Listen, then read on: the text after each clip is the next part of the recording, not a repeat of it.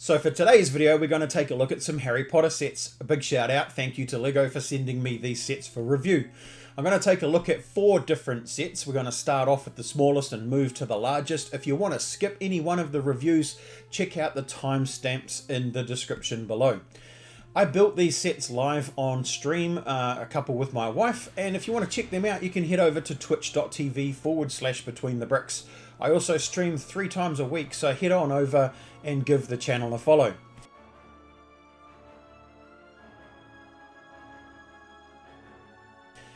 The first one we're going to take a look at is the Hogwarts Room of Requirement. So this is set number 75966, Hogwarts Room of Requirement. It has 173 pieces and 4 minifigs. It'll retail in New Zealand for $34.99. It's a relatively simple set and it is at the lower end of the price point, so that's what you would expect. You get this main build here, which is the Room of Requirement. As you can see, there are some attachment holes on each end, which will help to attach this part of the building to the main Hogwarts buildings that you get in other sets. There is a play feature here with a wall which reveals the door, and the other play feature is hidden behind this panel here. If you push it, it will push the tiles off the opposite side of the wall. The 4 minifigures included are Harry, Hermione, Luna Lovegood, and unfortunately I don't know the name of this character here. If you do, please do comment below. As far as I'm aware, they are new torsos for these characters. They all come with alternate faces. Probably the highlight for the set for me are the 2 animals that are included. Now they are obviously molded in transparent blue with glitter through that as well. I would really like to see these molded in natural colors, maybe tan or brown, so that they could be included into other sets. And mocks, for example, into a forest scene or into a farm or something like that. It would be absolutely brilliant. The last item that you get in the set is this sign here for the Room of Requirement, and all in all I think it's probably mostly valued in the animals and the minifigures. As far as new parts go in this set, we have the torsos, and I'm pretty sure the prints on the heads of each of the characters. Like I said before, we have these 2 new animal character pieces, and there is 2 2x2 turquoise plates. Now these plates are both hidden, so again you could take those out of the set and use them elsewhere.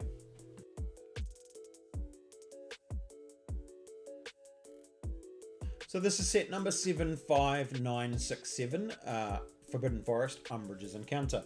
This is 253 parts, 5 minifigures, and will retail in New Zealand for $59.99. As you can see, you get a small build here of a tree, which does have a nice hidden feature. You can open it up and you can see some accessories inside, including a lantern, a turkey leg, and I'm pretty sure there is a bone back there as well. Now, not entirely sure what the handlebar with the gold piece is meant to represent. If you are aware of that, please do comment below. I'd be interested to know. The tree itself is a relatively simple build, and one of the highlights for me are these, what I'm assuming are meant to be toadstools or mushrooms, and they use sand green hot dogs under there as the stem, and you get a couple of those, so that's pretty cool indeed. Moving on to the figures now. I have to say the most exciting thing about it is the centaurs. Absolutely love them. We have a dual molded piece here for the tail in tan, or dark tan I should say, and dark brown for the body itself. Now there's no articulation in the legs at all, but they are nicely posed in a sort of walking stride. You get a printed torso there, and I'm pretty sure that the hairpiece is probably new because it curls around the quiver on the back. Both centaurs are equipped with a bow and quiver also. In the minifigures, we get Harry Potter, we get Hermione Granger, and we also get Dolores Umbridge. So finally in the set we have Gorp, who is a giant from the Forbidden Forest. Now this guy is pretty cool. He articulates very much like a minifigure. I've seen Lego build style like this twice before with a Santa and something from a Ninjago set, if I recall correctly. I particularly like the way that they've done his head and his hair. So this is a printed cylinder piece. It's going to be a new part because this print has not existed before. And the hair has been done with the sort of the rock toe type pieces, which are very versatile in different uses. I've seen these being used as beards, seen them used as rocks, as toes, as claws, as all sorts of things. So a very versatile piece indeed. Now he will actually sit like a minifigure, he will stand like a minifigure, and you can even pose him in a walking pose just like you do with a minifigure. It's actually quite well designed. Ball joints on the shoulders allow for a movement, and also, if I hold that there, also rotation at the wrists. The head will spin as well, and actually will spin a full 360 degrees if you want it to. So aside from the new Centaur mold, there are a few new coloured pieces. We have a medium azure 2x2 round brick. We have this printed cylinder half, and funnily enough, LEGO have not done a 4x4 round plate in tan before. We also have this roof piece in tan, a left and a right hand, and this 1x1 modified brick with the rounded over top. So some very nice pieces to add to the mock palette. So in conclusion, I do quite like this set. As far as Gorp goes, the giant, I really like the fact that we get some tan parts in there, which may well lead to some builds done where people might want to build themselves. Now, we're a little bit limited in faces, but I think you could quite easily switch out some of the body parts and put you know, a t-shirt and some shorts on and build yourself as that style figure. I am in love with the Centaur bodies. I can't wait to see more of those, and I really do believe there's going to be some amazing models coming up with them from the AFOL community. And the tree itself is a relatively simple build. This one is only 8+, so I think this set is suitable for anyone of all ages. Okay, so moving on now, the next set we're going to look at is for Privet Drive. Okay, so set number 75968 for Privet Drive. This set comes with 797 parts and 6 minifigures. This set will retail for $109.99 in New Zealand, and it consists of the main house, the vehicle, the minifigures, and a couple of accessories off to the side here. We have a signpost and a cake for some known reason. Now, I really liked this set. My wife did build it, and she thoroughly enjoyed the build. I myself particularly like the roof detailing across the top here. They've used a lot of slopes here with a one plate offset to create a nice tiled effect, and I think it works very, very well. The front of the house, in all honesty, is actually very, very nice. I really like it. It suits the theme and the period, being an English cottage. I like the color scheme, and the amount of detail on there I think is just about right. Now, I do believe that if you were to get 2 of these sets and combine them to make a full-sized cottage with a front and a back, I think it would actually look really nice in a city type layout. So you know, there's always opportunity for that. I do particularly like the sofas there, and I love the colouring that they've got for those sofas. The upstairs area is quite nice as well. It's a little bit lacking in detail as far as doors and separation of the rooms go, but you get the point. And it's quite a compact set, it's quite solid, and I think they've managed to fit in everything they possibly could. There are a couple of play features. One here, if you turn this knob, then all of the letters which are stored in the fireplace come flying down and out of the fireplace. The other one here is, you can see a door underneath the stairs just by the front door there. If you open it up from this side using the light as a handle, you get access to the under the stairs area from the outside, and you can see a couple of accessories also inside there. One of the nice features from this set, and it's the first time that we've seen Hedwig in a flying pose in this wave. So Hedwig does come in a couple of different sets, and this is just one of them, but there he is up there in all his glory with his nice flying wings pose.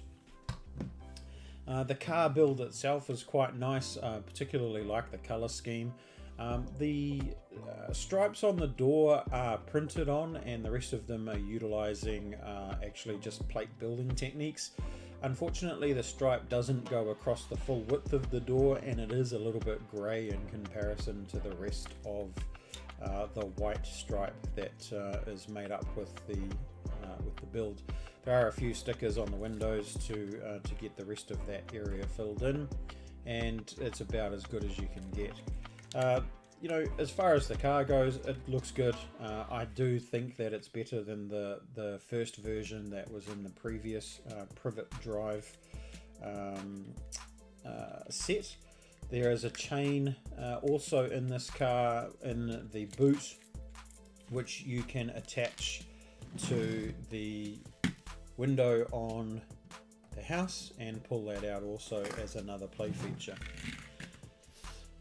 The other two accessories, you do get a brown owl with a nice printed chest area there. I think this owl has been seen before, he's quite cute. And a sign there for Privet Drive, and then there's this cake here which is on a transparent stand. With the minifigures here, you get Harry and Ron Weasley, you get Dudley, and then you get Petunia and Vernon, the father. You also get Dobby. Now, interestingly enough, all of the characters here have short legs, and you know, as you see later on in the films, Harry gets older, and I think the 4 Privet Drive was quite early in the film, so I think it's appropriate to have short legs there for all of the younger characters. So as far as I can tell, there is no new parts and no new recolors in the 4 Privet Drive set. If you do know of a recolored part in there, please do let me know in the comments below. As far as the set goes in itself, I'm particularly impressed by the cottage, and I think that that would be very well utilized in other aspects of Lego. For example, you know, completing the cottage like I said before, or making a mirror image, or just making some slight alterations to build a cottage using that style would give you a nice streetscape for a Lego city layout. The car itself would also fit into a nice city scene or a countryside scene or anything like that, to be perfectly honest. The minifigures were nice, there was plenty of them, it gives a lot more variance for using them elsewhere. So all in all, the set in itself I think was reasonable value for money. There was a lot of parts in there and a lot of brick. And finally, getting 2 owls also with the set gives a lot more versatility, because the owls are in nice natural colors and could be used elsewhere in other models. So moving along now, the last set to review in this video is Hogwarts Astronomy Tower. Let's take a look. So set number 75969, the Hogwarts Astronomy Tower, 971 parts, 8 minifigures, and will retail in New Zealand for $189.99. It was quite a sizable build, as you can see here. I have to sort of move it around to fit it into frame. It was particularly enjoyable because I enjoyed the modular aspect of this building. So this section here was built on its own and just clips into the side here. You can also see other attachment points around where you may be able to attach other buildings or attach this to other buildings within the Harry Potter palette of sets. Now this one has a lot of mighty fine details, if I say so myself. I particularly liked the garden area down here in the conservatory. I really liked the way that the conservatory was built. The roof was built separate to the rest of the small building here, and as you can see, there are some nice plant details in there. Now these plants, they all have 1x1 cylinders, bricks that have printed faces on them, the same as what we've seen elsewhere in other Harry Potter stuff. The entry itself is quite grandiose, and there is a lot of detail on the inside. So we can see down in here that there are some you know, containers, which I don't know what they're supposed to have in them. They might be drinks, they might be potions, it could be food, I'm not entirely sure. But when we look at the entry from the outside, you can see that it is very, very synonymous with castle style. And you know, the front door being made of wood, and all the decorations and the turrets there off to the sides. So it's quite a remarkably pretty looking building in my opinion. The Astronomy Tower section itself is adorned with all sorts of very nice details. You can see there that we get another Hedwig with wings open in a flying pose this time. We get a whole bunch of pieces that they've used to decorate the tops. These are ski poles in sand green, and around the front here you can see that they have these adornments in tan. These are the rubberized pieces, so you're not going to poke your eye out with those unless you're really unlucky. As you can see, the tower itself is quite tall. It's made up of 3 sections, or made up into 3 stories, and again there are some very nice details going on inside the tower. So if we start down the bottom, we can see that there's an office space, and moving up into what looks to be like a dorm room. Really love the way that they've done the candle there in the dorm room, and then towards the top we have the actual astronomy equipment. Now this piece here that they've used to build, I'm not sure what that's meant to represent, like a planetary system or something like that, is absolutely phenomenal. So the large golden wheel is it's actually one of those old style pulleys. Quite often you see them in black, and it is slightly rubberized, but it's done in metallic gold. We have the inner ring here has been used, I think, in Wonder Woman, and then we have a silver ball, which is nice and shiny, as you can see. And then finally up the top there we have a little bit more detail that for the telescope, and obviously a map of the constellations there. So 2 of the accessories that came with this set are this little tree type thing with what looks like some lanterns on it. It's using that red pumpkin piece which we saw in the Chinese New Year sets. And then there's a large table that's fully brick built, that is adorned with cupcakes and cakes and wine cups. I particularly love this chocolate fountain. It's very well done, and I definitely think that this is a build that could be used elsewhere. So as you can see, there's quite an array of minifigures in this set. There's 8 in total, and a nice range of characters. The quality of the printing on these figures is very good, and most of them have rare torso prints and alternative faces. So as far as new parts go in the Hogwarts Astronomy Tower, the only brand new mold is this small Technic part, which you're probably thinking, why is that new? I've seen that before, I have a whole bunch of them. Well, what it is missing is there is usually a slot in the end here, top and bottom, and this one does not have a slot, so technically it would be considered a new part, even though the functionality is exactly the same as parts we've seen before. As far as recolored pieces go, we have this 2x4 round over brick. We have the candle piece, which has been utilized in white plenty of times. We have this hoop here in pearl gold, and we also have a new print for the, actually it's not a new part, I want to show you the new print for that little piece that I was talking about earlier on.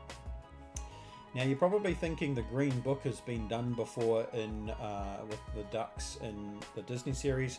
Now the cover of the book is considered new recolor because it is unprinted, so that's a sticker on the front there, so you can get it in plain lime, and 2 transparent heads, one in red and one in light blue. I was very well impressed by the Astronomy Tower. I enjoyed the build and I like the details. I am particularly impressed with how they managed to get a lot of the turrets and just the detailing around the turrets, and to make it look very castle-y without a whole lot of bulk to it. So I actually thoroughly enjoyed the build. It's very worthwhile, and I would recommend this one. It was by far my favourite out of the 4, with Privet Drive coming in a close second, again simply because of the detailing around the house. So again, I have to give a big shout out to LEGO. Thank you so much for sending me these sets to review. I hope you guys have enjoyed my thoughts and looking over some of the new pieces from these sets. If you do like this video, please do subscribe and hit that notification bell. And remember, I stream on Twitch 3 times a week. If you want to catch me live, head over for a chat to twitch.tv/betweenthebricks. Until next time, thank you so much for watching. Stay safe and keep on building. We'll catch you on the next one.